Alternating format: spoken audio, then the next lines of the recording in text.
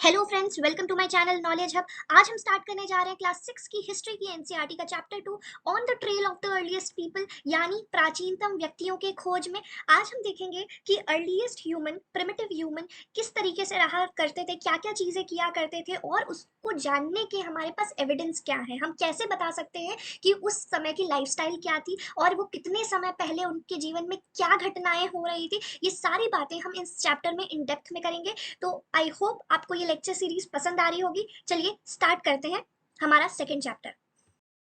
जैसा कि आप जानते हैं कि आज से करीब 4.5 बिलियन ईयर्स अगो हमारे अर्थ का क्रिएशन होता है और 3.5 से 4 बिलियन ईयर्स अगो हमें पहला सिंगल सेल्ड ऑर्गेनिज्म अर्थ पे देखने को मिलता है और 6 से 4 मिलियन ईयर्स अगो यानी 60 से 40 लाख साल पहले हमें अर्लीस्ट ह्यूमन एग्जिस्टेंस का एविडेंस मिलता है, जिन्हें हम प्राइमेट्स कहते हैं। लेकिन इंडियन सब कॉन्टिनेंट की स्टोरी थोड़ी डिफरेंट है। यहाँ जो हमें पहला अर्लीस्ट ह्यूमन एग्जिस्टेंस का एविडेंस मिलता है वो 2 मिलियन ईयर्स अगो यानी 20 लाख साल पहले मिलता है। अब एविडेंस क्या होता है? एविडेंस का मतलब होता है साक्ष्य यानी प्रूफ्स, यानी आप किस बेसिस पे, किस प्रूफ या फाइंडिंग के बेसिस पे बता पा रहे हैं कि किसी पर्टिकुलर जगह पे कोई चीज मिली है। जैसे इस चैप्टर में हमारे जो मेजर एविडेंसेस हैं वो है स्टोन टूल्स और पेंटिंग्स। जो भी हमें सेटलमेंट, खाने पीने, रहने के बारे में पता चलेगा वो हमें स्टोन टूल्स और पेंटिंग्स के मदद से पता चलेगा। आगे चल के आप देखेंगे कि आपको धीरे धीरे पॉट्स मिलना शुरू होंगी, अलग अलग टेराकोटा यानी क्ले मॉडल्स, फिगर्स, टॉयज, ये सब देखने को मिलेगा। आपको अलग अलग स्ट्रक्चर्स देखने को मिलेंगे, लेकिन ये सब बहुत बाद की बात है। फिलहाल इस चैप्टर जो अर्ली ह्यूमन था, जो प्रिमिटिव ह्यूमन था, वो मेजरली स्टोन टूल्स बनाता था और कहीं कहीं हमें केव में पेंटिंग्स देखने को मिली है। ठीक है। अब हम जानते हैं कि जो अर्लीस्ट ह्यूमन थे वो हंटर गैदरर्स थे। मैंने आपको लास्ट वीडियो में भी बताया था कि कैसे पहले इंसान फोर लेगेड था। वो एप्स और मंकीज से काफी मिलता जुलता था, लेकिन फिर उसने बाइपैडलिज्म को फॉलो किया, उसके दो हाथ फ्री हो गए, फिर वो चीजों को गैदर करने लगा। गैदर क्या करता था? वो प्लांट प्रोडक्ट्स यानी fruits, roots, nuts, seeds, leaves, stalks, ये सारी चीजों को कलेक्ट करने लगा। फिर उसे हंटिंग का नॉलेज हुआ, तो वो पहले छोटे जानवरों, बर्ड्स को हंट किया करता था। फिर धीरे धीरे वो वाइल्ड एनिमल्स को हंट करने लगा और फिर उसको फिशिंग की भी नॉलेज आ गई। कहीं पे भी उसे पॉन्ड, स्ट्रीम्स मिलते होंगे तो उसने फिशिंग करना भी सीख लिया। तो ये सारी चीजें वो कलेक्ट करके खाता था। ये सारी उसकी सबसिस्टेंस स्ट्रैटेजीज थी। तो मेजरली वो क्या थे? हंटर गैदरर्स थे। अब वो एक जगह से दूसरी जगह क्यों मूव किया करते थे? इसके बहुत सारे रीजन थे। पहला, अगर वो किसी जगह पे रह रहे थे और वहां के रिसोर्सेज खत्म हो जाते थे, जैसे वहां अब फ्रूट्स नहीं मिलते थे, सीड्स नहीं मिलते थे, तो वो दूसरे जगह माइग्रेट हो जाते थे, यानी एग्जिस्टिंग जगह के रिसोर्सेज जब खत्म हो जाते थे। दूसरा रीजन था, अगर क्लाइमेट चेंज हो जाता था, यानी वो जगह अगर हद से ज्यादा गर्म हो जाती थी, ह्यूमिड हो जाती थी, या वो हद से ज्यादा ठंडी और ड्राई हो जाती थी, तो वो उस जगह से मूव कर जाते थे। तीसरा, अगर उनको कोई बेटर फ्रूट का नॉलेज हो जाता था कि जो दूसरे जगह पे है, या कुछ एनिमल्स उन्हें दूसरे जगह पे दिखने लगते थे, तो वो एक जगह से दूसरी जगह मूव हो जाते थे। चौथा, वो वाटर के सोर्स ढूंढने के लिए मूव हो जाते थे, क्योंकि पानी बहुत इंपॉर्टेंट है जीने के लिए, हमारे सारे एक्टिविटीज के लिए। तो वो पानी की तलाश में मूव कर जाते थे। या हो सकता है कि वो जिस जगह पे रह रहे हो वहाँ कोई डिजीज फैल गया हो, कोई नेचुरल कैलामिटी आ गई हो, इसलिए वो मूव कर गए हो। तो बहुत सारे रीजंस थे। अब जो मेजर सेटलमेंट्स थे, साइट्स थे इंडिया में, वो कहाँ कहाँ थे? अब साइट का मतलब क्या होता है? साइट का मतलब होता है कि कोई एक पर्टिकुलर एरिया जहाँ से हमें बहुत इंपॉर्टेंट कुछ टूल्स मिले हो, कोई बिल्डिंग मिली हो या कोई स्ट्रक्चर मिला हो, तो उस एरिया को हम साइट कहते हैं। इंडिया में भी बहुत सारे फेमस साइट्स थे, जैसे बुरजा होम, मेहरगढ़, करनूल, भीमबेटका, इनाम गांव, और इनके बारे में हम डिटेल में आगे पढ़ेंगे और इन्हें मैप पे भी देखेंगे। अब आपके चैप्टर में एक वर्ड आता है हैबिटेशन कम फैक्ट्री साइट्स, और इसका एग्जाम्पल दिया हुआ है हंस की। हंस की भी एक जगह है जिसे हम आगे मैप में देखेंगे, लेकिन पहले जान लेते हैं कि हैबिटेशन कम फैक्ट्री साइट्स का मतलब क्या होता है। इसका मतलब है कि कुछ जगहें ऐसी थी जहाँ स्टोन टूल्स बहुत आसानी से मिल जाते थे, मतलब काफी अमाउंट में वहाँ पे स्टोन्स, पेबल्स, रॉक्स वहाँ पे प्रेजेंट रहते थे। अब जो अर्ली ह्यूमंस थे वो क्या करते थे कि उसी से काफ़ी हद तक अपने स्टोन टूल्स बनाते थे। तो जब स्टोन टूल्स बनाते थे तो बहुत सारे छोटे छोटे पेबल्स, फ्लेक्स जो हैं वो उसी जगह पे गिरे रह जाते थे। तो कई सारे ऐसे इंडिया में साइट्स हैं, जगहें हैं जहाँ से हमें बहुत सारे छोटे छोटे पत्थर और टूल्स मिले हैं। तो ऐसा माना जाता है कि वो जगह जहाँ पे बहुत स्टोन्स अवेलेबल थे और स्टोन टूल्स बनाए जाते थे, जहाँ काफ़ी सारे लेफ्ट ओवर मिले हैं, छोटे छोटे पत्थर मिले हैं, और ये पता चलता है कि वहाँ पे स्टोन टूल्स बनाए जाते थे, तो उसको कहा जाता है फैक्ट्री साइट्स। और वहीं पे मोस्टली जब वहीं पे पत्थर बन रहा है तो आसपास लोग रहा करते थे, तो इसीलिए उसे कहा गया हैबिटेशन कम फैक्ट्री साइट्स, जिसका एक एग्जाम्पल हंसगी है, जिसको हम आगे मैप में देखेंगे। ये आप स्लाइड में दिए गए पिक्चर में भी देख सकते हैं कि ये किस तरह के स्टोन टूल्स हुआ करते थे। बहुत बेसिक सिंपल स्टोन टूल्स हुआ करते थे किसी भी चीज़ को चॉप करने के लिए, स्क्रैप करने के लिए, कट करने के लिए। तो बहुत एडवांस नहीं थे, बेसिक स्टोन टूल्स हुआ करते थे। इन मैप्स में आप इंपॉर्टेंट साइट्स आइडेंटिफाई कर सकते हैं, जैसे ये मेहरगढ़ है। यहाँ से हमें अर्लीस्ट सेटलमेंट्स और क्रॉप्स उगाए जाते थे, जो यहाँ से हमें एविडेंस मिलता है। मेहरगढ़ आज पाकिस्तान में है, प्रेजेंट है। और बुरजा हो, ये जम्मू कश्मीर में है। यहाँ से हमें पिट ड्वेलिंग्स देखने को मिलती हैं। आगे हम देखेंगे क्या होता है पिट ड्वेलिंग्स। भीमबेटका, यहाँ से हमें केव पेंटिंग्स देखने को मिली है। इनाम गांव, यहाँ हमें बहुत सारे बरियल्स और ग्रेव्स देखने को मिले, यानी जब डेड बॉडी को दफना दिया जाता है जमीन में, तो वो उसे कहा जाता है बरियल। तो वो हमें देखने को मिलते हैं। हंस की, ये आपका है हैबिटेशन कम फैक्ट्री साइट, जो इसको हमने अभी पढ़ा। करनूल के, यहाँ पे भी हमें पेंटिंग्स देखने को मिली है। तो ये सारे इंपॉर्टेंट जगह हैं, इनके बारे में और डिटेल में आगे भी देखते रहेंगे। फिलहाल के लिए आप इसको मैप में फिल कर लीजिएगा, पेस्ट कर लीजिएगा और याद कर लीजिएगा। बहुत इंपॉर्टेंट साइट्स हैं ये सारी। आगे बढ़ने से पहले एक माइंड मैप बना लेते हैं और देख लेते हैं कि किस तरीके से ह्यूमंस का एवोल्यूशन हो रहा था, डेवलपमेंट हो रहा था। तो जो अर्लीस्ट ह्यूमंस थे, वो जंगलों में रहा करते थे, फॉरेस्ट में रहा करते थे, एक जगह से दूसरे जगह मूव करते रहते थे, यानी नोमैड्स थे। बेसिकली वो हंटर गैदरर्स थे, हंटिंग करते थे, चीज़ों को गैदर करते थे और फिशिंग करते थे। और कभी कभी हो सकता है कि उन्हें कहीं ठहरना हो, रुकना हो एक शॉर्ट स्पैन ऑफ टाइम के लिए, तो वो लकड़ियों और पत्तों का इस्तेमाल करके कुछ इस तरीके के घर बना लेते हो और ऐसे प्रिपरेशन ऑफ फूड करते हो।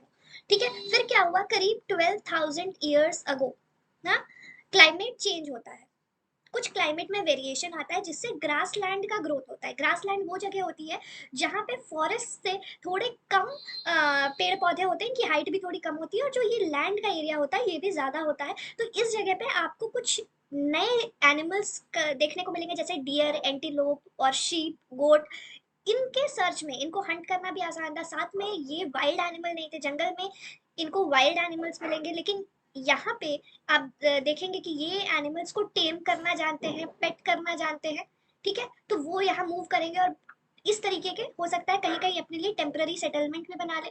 फिर वो अपने कैटल को, यानी शीप, गोट, जो भी होगा जो वो रखेंगे, उनके लिए कैटल ग्रेजिंग के लिए, और उनको आसानी से पानी मिल जाए, कोई वाटर का सोर्स मिल जाए, लोग वैलीज में रहना शुरू कर देंगे। इनके लिए यहाँ ग्रेज करना आसान होगा। आसपास देख रहे हैं आप कितनी घासें हैं।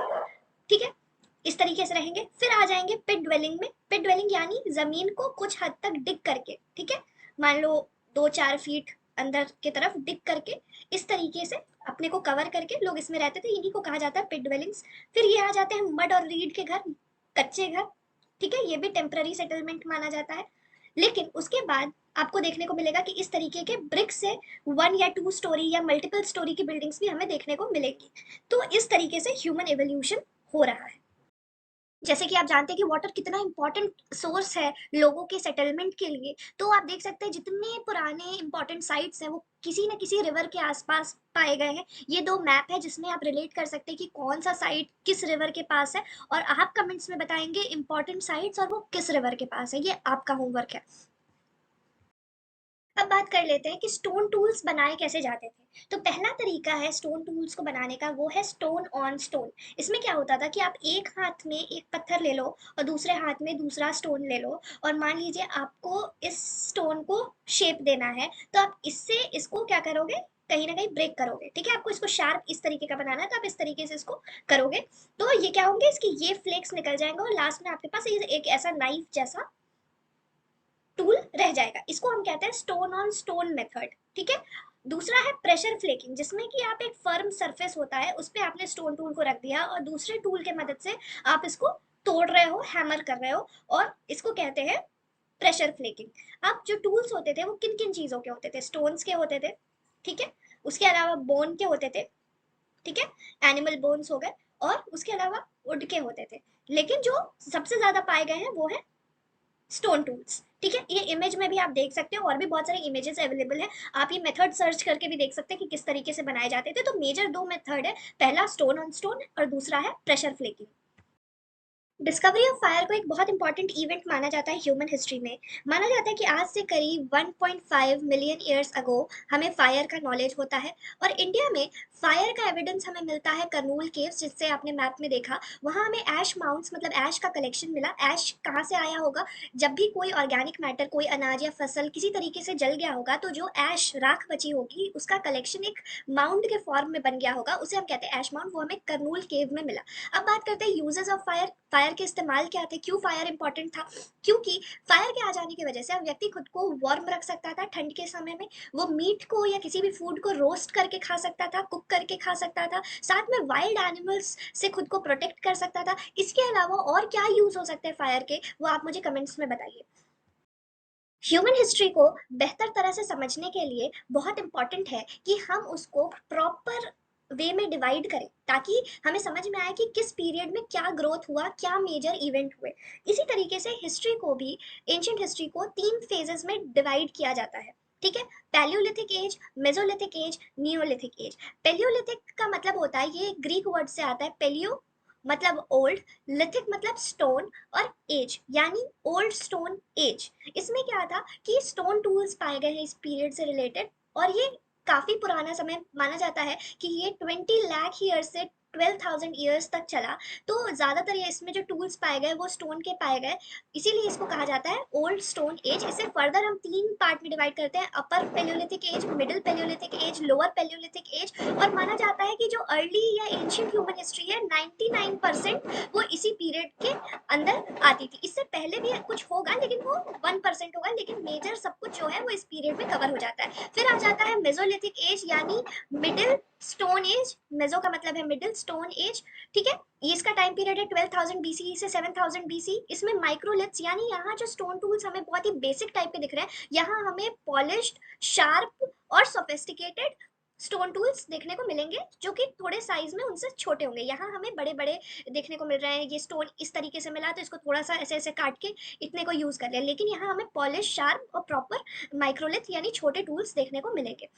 नियोलिथिक एज 7,000 से 1,000 बीसी। आप टेंशन मत लीजिएगा, एनसीईआरटी में 10,000 बीसी दिया हुआ है। ठीक है, तो ये कोई एक फिक्स टाइम पीरियड नहीं था जब आप कह सके कि क्या इससे 1 साल पहले ही ह्यूमन बीइंग अलग था और 1 साल बाद बदल गया होगा।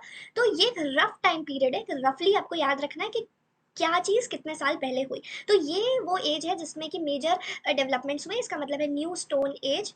ठीक है, तो आप जानेंगे कि बहुत सारी और वैरायटी आ गई स्टोन टूल्स की। और काफ़ी अब वो बोन्स भी देखने को मिलेंगे, बोन टूल्स भी देखने को मिलेंगे, वुडन टूल्स भी देखने को मिलेंगे। और एंटलर यानी एंटीलोप वगैरह के जो सिर पे उनके होते हैं सींग टाइप के, उससे बना हुआ टूल हमें देखने को मिलेगा। प्लस हमें सेटलमेंट्स देखने को मिलेंगे।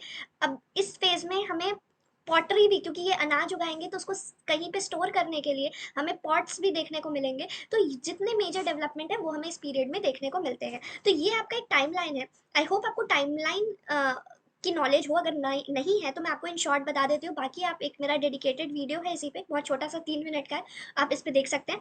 मान लीजिए कि ये है 0। ठीक है, इस ईयर को बर्थ ऑफ जीसस क्राइस्ट माना जाता है। ठीक है, ये हमें 2024 में। ठीक है, ये एडी हो गया, एनो डोमिनी, इसी को हम कॉमन एरा भी कहते हैं, सीई। अब सबसे पहले 4.5 बिलियन ईयर्स अगो अर्थ का क्रिएशन हो रहा है। ठीक है, 6 से 4 मिलियन ईयर्स अगो के बीच में हमें अर्लीस्ट ह्यूमंस यानी प्राइमेट्स देखने को मिल रहे हैं। ठीक है, फिर आ जाते हैं इंडियन सबकॉन्टिनेंट में, हमें एविडेंस मिला है 2 मिलियन ईयर्स अगो। और पेलियोलिथिक एज यहाँ से स्टार्ट हो जा रहा है। अभी हम बात नहीं कर रहे हैं कि अपर, मिडिल, लोअर का क्या टाइम पीरियड था। अभी जनरली बस ये याद रखिए, Palaeolithic age 2 million years ago start हो गया।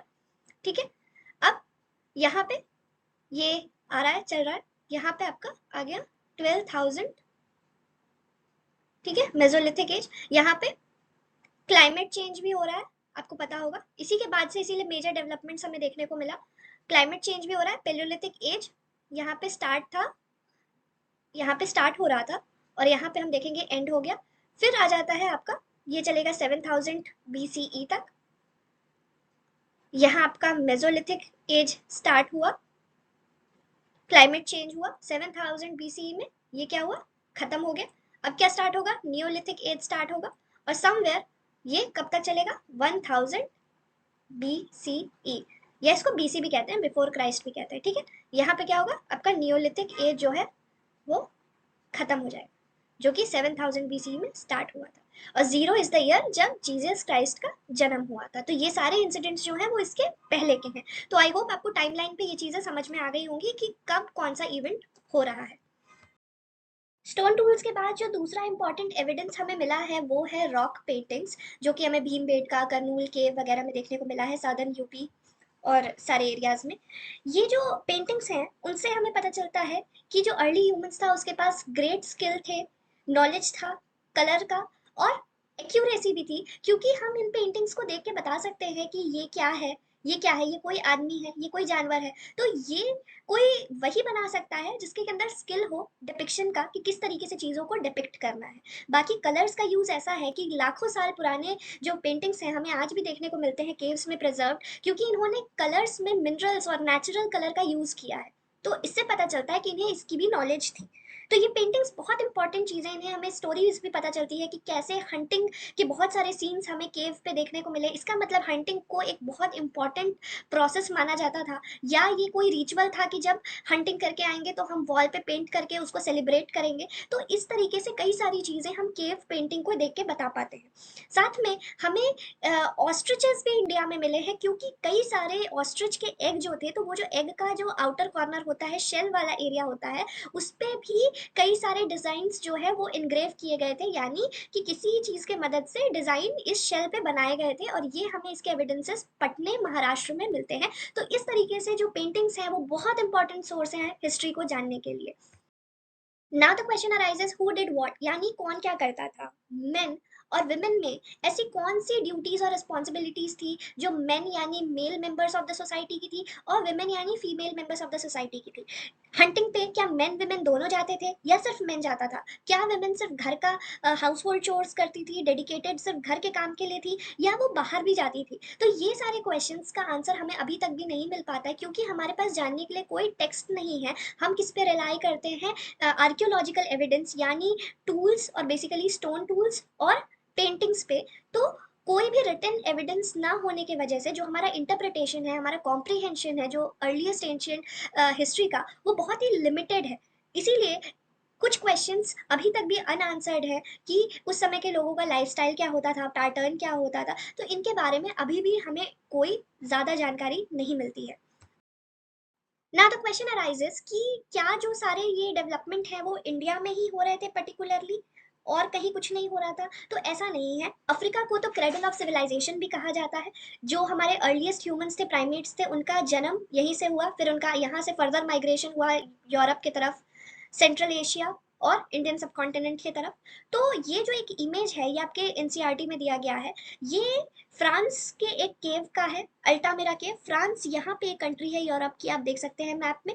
और वहाँ एक बच्ची ने यहाँ पे ये देखा था कि सीलिंग जो होती है, रूफ जो होता है केव का, उस पे कुछ पेंटिंग्स बने थे। वो अपने पापा के साथ वहाँ गई थी। तो स्टोरी कुछ ऐसी थी कि अचानक से उसकी नज़र पड़ी ऊपर की पेंटिंग्स पे, और तब से जाके यहाँ पे और एक्सप्लोरेशन होने लगे कि क्या क्या चीज़ें यहाँ है, किस तरह की पेंटिंग है। तो ये पेंटिंग देखने को मिली। तो ये एल्टामिरा के केव है, फ्रांस के एल्टामिरा केव, बहुत फेमस। इसके बारे में आपको क्लास 11th की हिस्ट्री में और इन डेप्थ में देखने को मिलेगा। तो इस तरीके से सिर्फ इंडिया में ही नहीं बल्कि पूरे वर्ल्ड में अलग अलग कॉर्नर्स में इस तरीके के ग्रोथ और डेवलपमेंट हो रहे थे। हर जगह लोग पेंटिंग कर रहे थे, टूल्स बना रहे थे। ज़्यादा वेरिएशन नहीं था, लेकिन थोड़ा बहुत रीजनल वेरिएशन हमें पेंटिंग के स्टाइल में और स्टोन टूल बनाने के स्टाइल में देखने को मिलता है। इसी के साथ हमारा चैप्टर 2 भी खत्म हो गया। और आपको कैसा लगा, आपको चैप्टर समझ में आया, कोई टॉपिक छूट गया हो तो वो आप हमें कमेंट सेक्शन के थ्रू या किसी भी सोशल मीडिया पे मैसेज करके बता सकते हैं। बाकी आप चैनल को लाइक करें, शेयर करें, सब्सक्राइब करें, हमारे और भी वीडियोस को देखें। और भी आपको किसी टॉपिक पे वीडियो चाहिए तो वो भी आप हमें बताएं। बाकी stay tuned for further videos. Thank you very much.